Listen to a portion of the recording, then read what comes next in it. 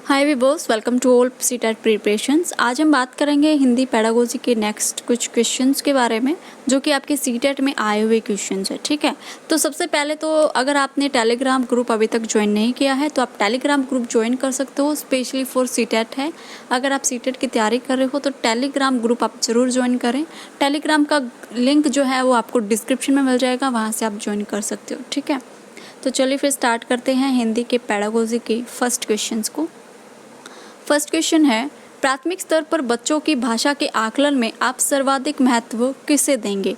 जांच सूची को, प्रश्नावली को, पोर्टफोलियो को या फिर लिखित परीक्षाओं को? तो लिखित परीक्षाएं तो कभी भी आपके आंसर होंगे नहीं। इसके अकॉर्डिंग हम सबसे ज़्यादा किसको महत्व देंगे? वो हम देंगे पोर्टफोलियो को। पोर्टफोलियो क्या है वो मैंने आपको लास्ट वीडियो में समझाया था। ठीक है, उसके बाद नेक्स्ट है, पढ़ने की प्रक्रिया में सर्वाधिक महत्वपूर्ण क्या है? जब पढ़ते हैं बच्चे तो उसमें सर्वाधिक सबसे ज़्यादा महत्वपूर्ण क्या होता है? अर्थ, गति, प्रवाह या फिर अक्षर ज्ञान? पढ़ने में सबसे ज़्यादा महत्वपूर्ण जो होता है वो होता है आपका अर्थ। बच्चे जब किसी चीज़ को पढ़ते हैं उसका मीनिंग उन्हें पता होना चाहिए। राइट, ठीक है, तो फर्स्ट ऑप्शन आपका सही होगा। उसके बाद नेक्स्ट है, बच्चों को लिखना सिखाने में सबसे अधिक महत्वपूर्ण क्या होगा? बच्चे को हम लिखना सिखा रहे हैं तो उसके लिए सबसे महत्वपूर्ण क्या होगा? सुंदर लेखन, वर्तनी की शुद्धता, काव्यात्मक भाषा या फिर विचारों की अभिव्यक्ति? तो इसके अकॉर्डिंग हमारा राइट आंसर हो जाएगा फोर्थ, विचारों की अभिव्यक्ति। ठीक है, नेक्स्ट है, प्राथमिक स्तर के बच्चों के लिए पाठ्य पुस्तक के निर्माण में आप सर्वाधिक महत्वपूर्ण किसे मानते हैं? फर्स्ट है प्रसिद्ध रचनाएं, भाषा की विभिन्न रंगतें, भाषा के विविध गद्य साहित्य या फिर प्रसिद्ध लेखक? तो प्राथमिक स्तर पर बच्चों के पाठ्य पुस्तक के निर्माण में जो बच्चों के जो बुक्स होते हैं उनका जब निर्माण किया जाता है उसके लिए सबसे ज़्यादा महत्वपूर्ण क्या है? प्रसिद्ध रचनाएं हम उसमें टाइप कराएं जो बड़ी बड़ी रचनाएं हैं, या फिर प्रसिद्ध लेखक? ये नहीं होगा, तो इसके अकॉर्डिंग हमारा राइट आंसर हो जाएगा भाषा की विभिन्न रंगतें। सेकंड आंसर हमारा राइट हो जाएगा। इसमें क्या है? भाषा की विभिन्न रंगतें होनी चाहिए। ठीक है, नेक्स्ट है हमारा क्वेश्चन, बहुभाषिक कक्षा में मातृभाषा प्रयोग को क्या करना चाहिए? स्वीकार किया जाना चाहिए, अधिक महत्व नहीं दिया जाना चाहिए, अनदेखा कर दिया जाना चाहिए या फिर अस्वीकार किया जाना चाहिए? तो बहुभाषिकता की कक्षा में बच्चे अपनी मातृभाषा का यूज़ करते हैं तो उसको हमें स्वीकार करना चाहिए। ठीक है, तो इसके अकॉर्डिंग हमारा राइट आंसर हो जाएगा फर्स्ट, कि बहुभाषिक जो कक्षा है उसमें मातृभाषा के प्रयोग को हमें स्वीकार करना चाहिए, ना कि उसको अनदेखा करना है या फिर ना उसको अस्वीकार करना है। ठीक है, बल्कि उसको एक्सेप्ट करना है। नेक्स्ट है, भाषा सीखने सिखाने में सबसे महत्वपूर्ण क्या है? क्या है सबसे अधिक महत्वपूर्ण? फर्स्ट है भाषा शिक्षक का भाषा ज्ञान, सेकंड है भाषा का समृद्ध परिवेश, संचार माध्यमों का प्रयोग या फिर अभिभावकों का साक्षर होना?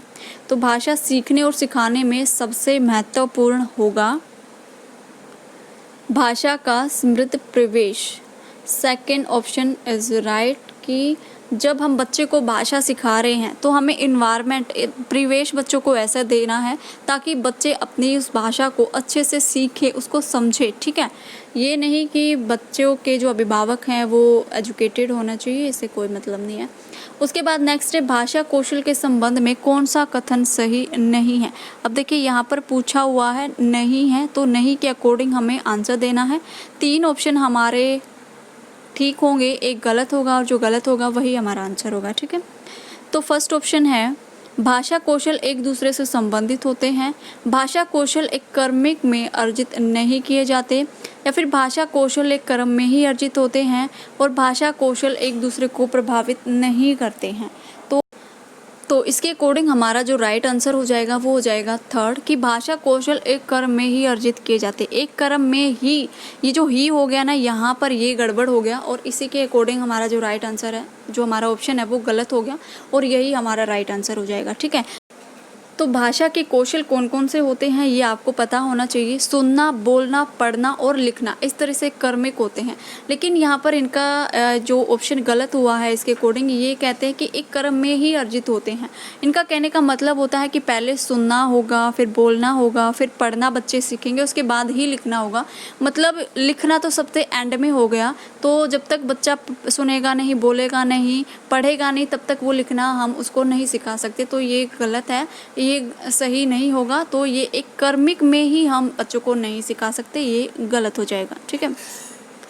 उसके बाद नेक्स्ट है, बच्चों के भाषा प्रयोग में होने वाली त्रुटियों के संबंध में कौन सा कथन उचित नहीं है। यहाँ पर भी नहीं पूछा हुआ है। ठीक है। फर्स्ट है, त्रुटियों का अर्थ होता है भाषा अज्ञानता। सेकंड है, त्रुटियां बच्चों की मदद का मार्ग तय करती हैं। एंड थर्ड है, त्रुटियों का अर्थ नहीं है शिक्षक में कमी। एंड फोर्थ है, त्रुटियां सीखने की प्रक्रिया का एक पड़ाव है। तो इसके अकॉर्डिंग आपको सही आंसर बताना है। क्या हो जाएगा इसके अकॉर्डिंग आंसर? इसके अकॉर्डिंग हमारा राइट आंसर हो जाएगा फर्स्ट। त्रुटियों का अर्थ होता है भाषा अज्ञानता, कि भाषा का पता नहीं है, भाषा अज्ञानता है बच्चे में, इसलिए बच्चा गलतियां कर रहा है। नहीं जी, ऐसा नहीं है, ये गलत है। और जो देखिए नेक्स्ट है कि त्रुटियां बच्चों की मदद का मार्ग तय करती हैं, ये भी सही है कि जब तक बच्चे गलतियां करेंगे बच्चे उससे बहुत कुछ सीखेंगे, अपनी गलतियों से बहुत कुछ सीखते हैं। तो त्रुटियों का अर्थ नहीं है कि शिक्षक में की कमी, तो ये भी यहाँ पर गलत हो जाएगा। और त्रुटियां सीखने की प्रक्रिया एक पड़ाव है, मतलब जब गलतियां करेंगे बच्चे उसी से बच्चे सीखेंगे, तो ये किसका पड़ाव है? तो फर्स्ट ऑप्शन हमारा गलत हो जाएगा। ठीक है। उसके अकॉर्डिंग इसके नेक्स्ट क्वेश्चन है, निम्न में से कौन सा प्रश्न बच्चों को भाषा आकलन की दृष्टि में सर्वाधिक उपयोगी है? फर्स्ट है, ईदगाह कहानी को अपनी भाषा में सुनाइए। ईदगाह कहानी में हामिद ने क्या खरीदा? थर्ड है, ईदगाह कहानी की मुख्य घटनाएं बताइए। एंड ईदगाह कहानी के मुख्य पात्र का नाम बताइए। तो जो ईदगाह कहानी है इसके मुख्य पात्र का नाम तो बच्चे रट भी लेंगे, तो ये तो नहीं होगा, ये गलत हो जाएगा। और इसकी मुख्य घटनाओं को भी बच्चे रट लेंगे, तो ये भी नहीं होगा, क्रिएटिविटी नहीं आई इसमें। उसके बाद नेक्स्ट है, ईदगाह कहानी में हामिद ने क्या खरीदा? ये बिल्कुल सिंपल सा छोटा सा क्वेश्चन है, तो ये नहीं होगा। यहाँ पर क्या करना है, बच्चे की भाषा का आकलन करना है। ठीक है। बच्चे की भाषा के आकलन में सबसे सर्वाधिक महत्वपूर्ण जो उपयोगी बात है वो हमें यहाँ पर बतानी है। इसके अकॉर्डिंग आंसर हो जाएगा, ईदगाह कहानी को अपनी भाषा में सुनाइए। जो बच्चे ने ईदगाह की जो कहानी है उसको समझा है, उस कहानी को बच्चे अपनी लैंग्वेज में जब सुनाएंगे तो क्या है, क्रिएटिविटी आएगी बच्चे में और बच्चे की जो लैंग्वेज है वो भी डेवलप होगी। ठीक है। तो इसके अकॉर्डिंग हमारा राइट आंसर हो जाएगा फर्स्ट। नेक्स्ट है, बच्चों में भाषा सीखने की क्षमता अनुकरणीय होती है? बिल्कुल भी नहीं होती है। जन्मजात होती है या फिर अर्जित की जाती है? तो बच्चे में भाषा सीखने की जो क्षमता है वो कैसी होती है? वो जन्मजात होती है। ठीक है। और ये बात किसने कही थी? ये बात कही थी चॉम्स्की ने, कि बच्चों में भाषा अर्जित करने की जो क्षमता है वो जन्मजात होती है। ठीक है। चॉम्स्की का विचार है। उसके बाद नेक्स्ट है, बच्चों के भाषा सीखने में सर्वाधिक महत्वपूर्ण है शुद्ध विचार, बातचीत करना, सुंदर लिखना या फिर मानक वर्तनी। मानक वर्तनी मतलब बिल्कुल शुद्ध वर्तनी का यूज़ करें। तो बातचीत करना हमारा राइट आंसर हो जाएगा। बच्चों के भाषा सीखने में सबसे महत्वपूर्ण भूमिका अदा करती है बातचीत करना, और लिखना भी एक बातचीत के अंतर्गत ही आता है। ये क्वेश्चंस आया हुआ था, मैंने फर्स्ट वीडियो में आपसे डिस्कस किया था जब हम हिंदी पेडागोजी के क्वेश्चंस कर रहे थे कि लिखना किसके अंतर्गत आता है। तो लिखना भी क्या है, बातचीत ही है। जब बच्चे अपने व्यूज़ को लिखते हैं तो वो भी एक बातचीत के अंतर्गत ही आता है। ठीक है। तो बच्चों के भाषा सीखने का सबसे महत्वपूर्ण तरीका क्या है? वो है बातचीत करना। ठीक है। उसके बाद नेक्स्ट हमारा क्वेश्चन है, प्राथमिक स्तर पर भाषा सीखने और सिखाने का अर्थ क्या है? फर्स्ट है, भाषा का प्रभावी प्रयोग, साहित्य की रचना, अलंकारिक भाषा का प्रयोग या फिर वर्णमाला सिखाना। तो फिर इसके अकॉर्डिंग हमारा राइट आंसर हो जाएगा फर्स्ट, भाषा का प्रभावी प्रयोग करना। इसके जो है प्राथमिक स्तर पर भाषा सीखने सिखाने का अर्थ है कि भाषा का प्रभावी प्रयोग बच्चे करें। साहित्य की रचना करना नहीं होगा, अलंकारिक भाषा का प्रयोग करना नहीं होगा, ना ही वर्णमाला सीखना होगा। नेक्स्ट है बच्चे सामाजिक अंतःक्रिया से भाषा सीखते हैं, यह विचार किसका है। बहुत ही इजी सा क्वेश्चन है, हमने साइकोलॉजी में भी किया था।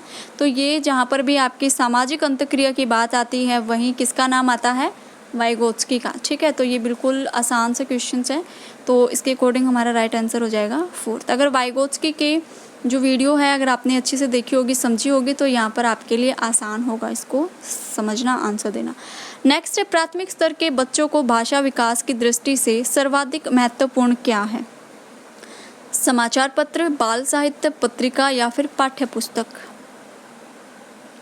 तो यहाँ पर आ जाएगा आंसर बाल साहित्य। बच्चों की जो कॉमिक्स होते हैं वो सबसे ज़्यादा महत्वपूर्ण होती हैं बच्चों के भाषा विकास में। ठीक है, तो प्राथमिक स्तर के बच्चों के भाषा विकास की दृष्टि से सबसे ज़्यादा महत्वपूर्ण क्या होती हैं, बाल साहित्य होती हैं। ठीक है, उसके बाद नेक्स्ट है भाषा सीखने और भाषा अर्जित करने में मुख्य अंतर का आधार है क्या।